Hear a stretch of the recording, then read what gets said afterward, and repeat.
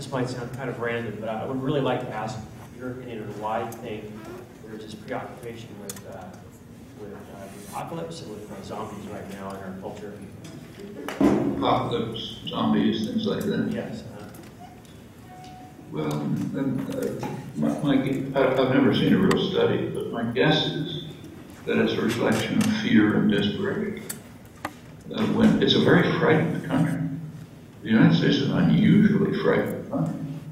And in such circumstances, people concoct, either for escape or maybe out of relief, fears that terrible things happen. Actually, the fear in the United States is a pretty interesting cultural phenomenon. It actually goes back to the colonies. Now, there are some good studies of it. So there's a very interesting book by a very good literary critic, Bruce Franklin. It's called War Stars. You might want to take a look at it.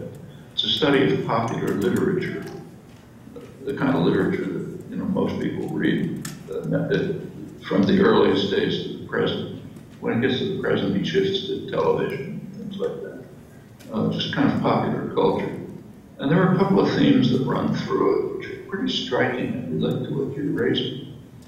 For one thing, one major theme in popular literature is that we are about to face destruction from some terrible, awesome enemy. And at the last minute, we're saved by a superhero or a super weapon, or in recent years, high school kids going to the hills to chase away the Russians, things like that. That's one theme that runs through constantly. And there's a sub-theme. Turns out that the enemy, this horrible enemy that's about to destroy us, is somebody we're crushing. So you go back to the early years, the terrible enemy was the Indians who were going to destroy us. I mean, the colonists were, of course, invaders. They were invading the continent. Whatever you think about the Indians, they were defending their own territory. But this is even in the Declaration of Independence. People read it every July 4th, but not many people pay attention to what they're reading. It's kind of like reading a prayer book, keeping your mind somewhere else. But if you read it and pay attention, there's some pretty remarkable passages.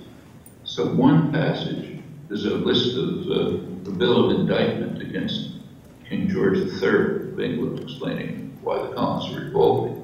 One of them is, he unleashed against us the merciless Indian savages, whose known way of warfare is torture and destruction and so on.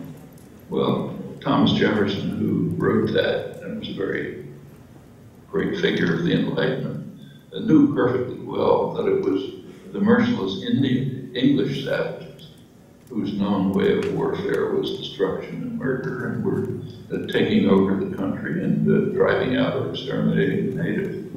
But it switched in the Declaration of Independence, and nobody comments on it for 250 years. That's another sign of the same concern.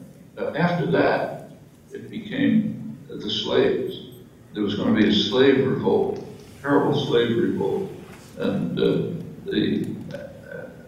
slave population, the black population, was going to rise up and kill all the men, rape all the women, destroy the country. We've got to do something about that. Then it goes on through the centuries.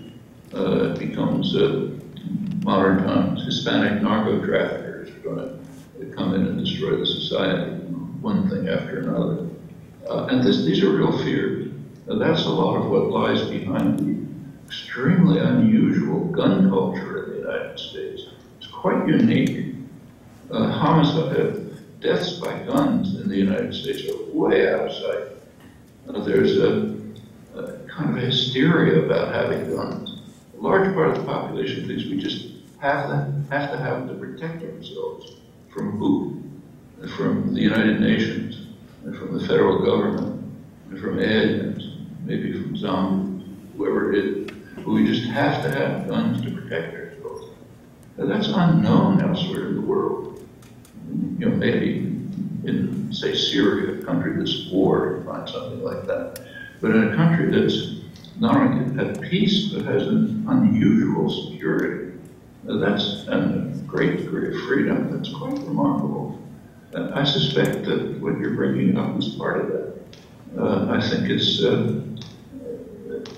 much of it is kind of just a recognition at some level of the psyche that if you've got your boot on somebody's neck, there's something wrong, and that the people you're oppressing may rise up and defend themselves, and then you're in trouble.